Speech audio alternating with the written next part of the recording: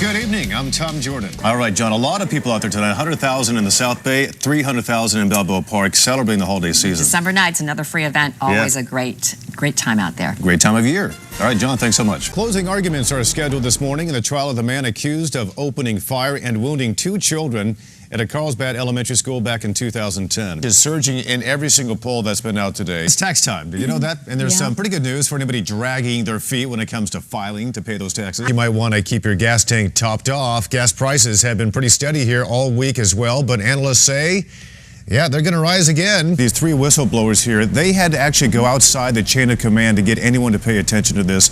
Were their immediate supervisors not taking this seriously when they initially came to them? It looks better than it feels, I think, outside. Dave Scott, when can we turn the heat off? It's been pretty darn cold. If you look at some of these companies that had stronger than expected earnings, companies like Nike, doing quite well unexpectedly, but then you see the housing market really tanking. Then what's happening overseas in China? You could do all 5 of those at once. You know what, Tom and then Arnold, get back. I might have some ideas to solving our budget crisis here in San Diego. Yes. Streamlining everything into one activity. NTSB will investigate, but hard to believe when you look at the flames there and the smoke and the fact that this was a plane that crashed, that they were able to walk away from it. Look at that. Talk about letting city workers to take their pensions and put them on 401k plans other than the police department is something unthinkable. Why is it unthinkable to propose a 401k plan to a union member, but not unthinkable to propose a 401k plan to the average working family who is not a union member? That's the question. But that is not what I said. That's the question I'm asking you. Okay, well, as long as you're saying you said it was unthinkable. I didn't say it was unthinkable. You said it was unthinkable. I said that it is. The difference between an innocent civilian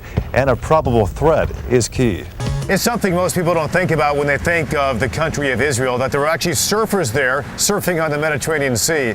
But it turns out there's a lot of surfers in Israel, about 25,000 people, and it's opening up a new dialogue between Christians, Muslims, and the Jews. This is the gentleman who is responsible for keeping this tree in place. Are you prepared in case something needs to happen? Nature takes its course. That's the best kind of music if you can't fully describe it, because it means you're kind of breaking the mold a little bit, doesn't it? I don't know how to even work this.